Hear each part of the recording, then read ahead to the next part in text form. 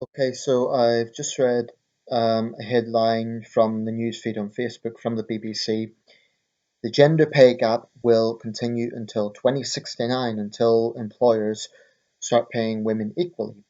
It's not an exact quotation, but that's the line in which the headline goes. This is irresponsible journalism. Firstly, I'm not very surprised that the BBC is pandering to feminist propaganda because they've been doing it for a very long time. But this is just reckless journalism. That sort of message sends out this alarmist idea that, as a matter of routine, women are paid less than men. Now, this has been one of the main sort of tools, one of the main narratives that the feminist movement has used in recent years to wage their never-ending male-shaming campaign. It's sort of this way of once again trying to convince people that the patriarchy benefits men only. Indeed, that there is this overbearing patriarchy that keeps women down. Um, I mean, most feminist campaigns are about playing up the victimhood narrative, and actually, most divisive movements are about that. I have compared modern feminism before to racial supremacist movements in the sense that they play up the victimhood narrative. So they play up this notion that there is some other body of people out to get them.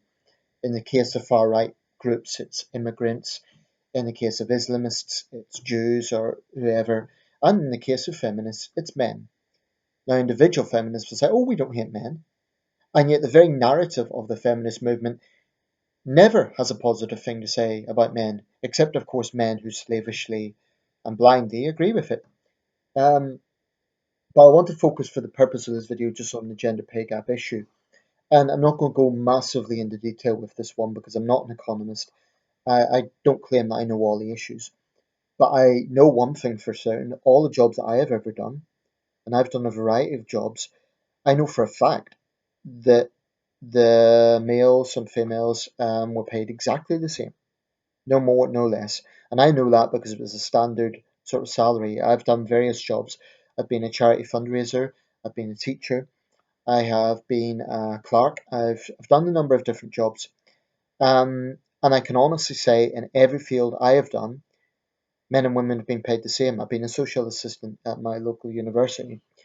Um, I am not saying that there will not be some cases where men may be paid on balance higher, but as I understand it, there are mitigating factors in this, which most of the reports that feminists quote, or most of the criteria that feminists quote, don't seem to look at. I have tried to look at this from both sides because when this was sort of being discussed a while back, I mean, like I said, it's been going on for a while. In a previous report, I remember looking up a feminist website because I want to be open minded. I don't want to just believe things for the sake of, vindicating my own opinions. So I thought, okay, I'll see what they have to say. I'll see what they're basing this on. So I looked at some sort of feminist websites that was promoting this notion, and all of it was basically alarmist language about how much the pay gap was between men and women. And I thought, well, okay, what are they basing this on exactly? And it seemed to be that they were basing it on certain figures from overall sort of the overall balance of figures. But the problem was that wasn't taken into account issues like experience respective workers had, and actually the actual work that was done. Now, if you have a physical job, and this is an example that's often used, but I think it's a valid one.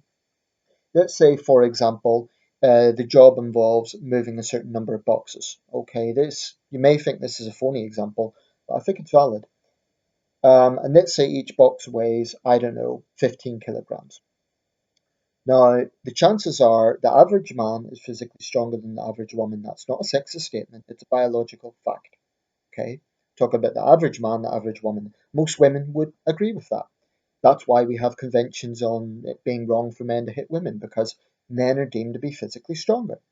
So if you have a job that involves moving boxes, the average man, by the logic of strength, is going to move more boxes than the average woman if the boxes are weighing the same amount. This is simple physics. It's not nothing to do with sexism. Um, so if a worker is therefore being paid in the number of boxes that they move, and this is a very loose example, um, then the man is going to be paid more because he has moved more boxes. Let's say in let's say it takes, I don't know, 2 minutes to move the 15 kilo box across the factory floor space, and let's say there's a few dozen boxes to be moved in the space of an hour or whatever. Again, the man is going to, by sheer logic, move more boxes. It doesn't mean he's better than the women as a person. It just means that he is more productive because he's physically stronger. He can therefore move more boxes. Now, people might turn their nose up at this sort of example, but that's just an analogy of, I think, some of the things that are going on here. It wouldn't make much business sense, I would have thought, for an employer to pay women less if they were doing exactly the same job. Why would that benefit them? Because first, it would bring controversy to the company because they'd be accused of discrimination, they'd face lawsuits and so on. But secondly, it just wouldn't be rational to employ more men where they're paying the man more, because then it's more money out of the boss's pocket to pay the men. So that is a big hole in the feminist argument, because they again are trying to present this situation that men benefit from this. But if men are really paid more, then surely far more women would be in employment because, they're cheaper labor from that logic. But the reality is most jobs, men and women are paid exactly the same. There's one more issue, and I think this is important. One thing that is never discussed, because of course issues that are disproportionate to men are always secondary to, feminist tag issues, for want of a better term. Let's consider those industries, those jobs that are the most dangerous. Industries that involve a high number of workplace accidents. Let's think of industries like the oil rig industry. Let's think of the army, for that matter. And this is not, by the way, to be disrespectful to women who are involved in these jobs, because I know there are women involved in those jobs and they're just as brave as the men. And, I'm not, the purpose of this is not to disrespect anyone's job, what they're doing. That's not the purpose of this video. So, to women soldiers or women oil rig workers, that's not the point of this. I'm just making the factual case that the majority of the workforce in those industries are male. It's just a fact. Um, So why is there not discussion about, well, why don't we do something to limit the number of men who are being killed in workplace accidents? Because um, overall, it is more men. I mean, put it this way: earlier this year, 5 men were killed in Birmingham in a recycling plant. Now, it may be because they were foreigners, or it may be because they were men. But either way, if that had been 5 young women, quite frankly, that would have been absolutely headlines for days and days on end. It got the evening news that particular evening, but that was it. And this was a fairly serious tragedy. 5 young men killed. The point I'm making is there is double standards when it comes to health and safety at work impacting men. Feminists don't care about that. Um, So when we talk about the gender pay gap, I really do think it is massively, massively taken out of context.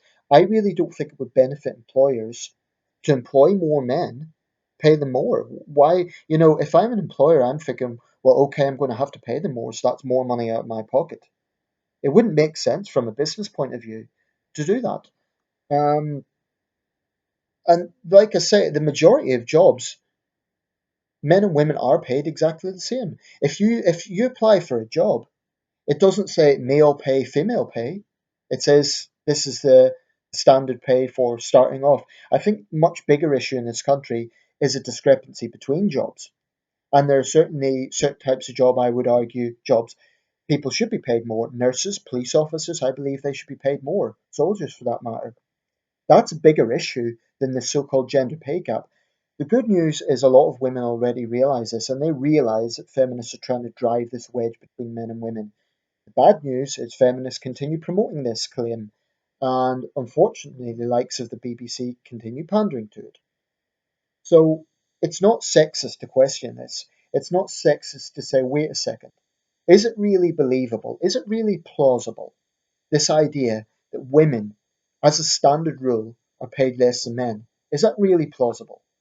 Think about it. Anyone watching this video, think about the jobs you have personally done.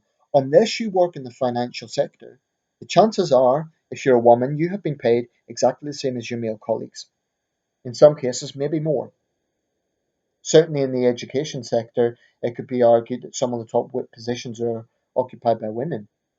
Um, I mean, I've been involved in the education sector for a number of years, and all the senior people in my work were women, and I've no problem with that. I'm not resenting it or anything like that, but I'm making the point that is the case. The top political jobs in the country today are all held by women. The leader of every major party, except for Labour and the Liberal Democrats, is occupied by women. So this kind of victimhood narrative that feminists constantly promote, it's divisive. That's what it is by definition. And it needs to be robustly challenged. I'm not saying the situation is absolutely perfect. I'm not saying that women have it perfect, but I am questioning the extent to which the so called gender pay gap exists. I believe they're grossly exaggerating it. And I believe that's dangerous. And it shows just how damaging modern feminism has become. But it's basically just the latest tool. It's a bit like the whole objectification thing. It's the latest tool to try and stir up resentment towards men. And it's pathetic.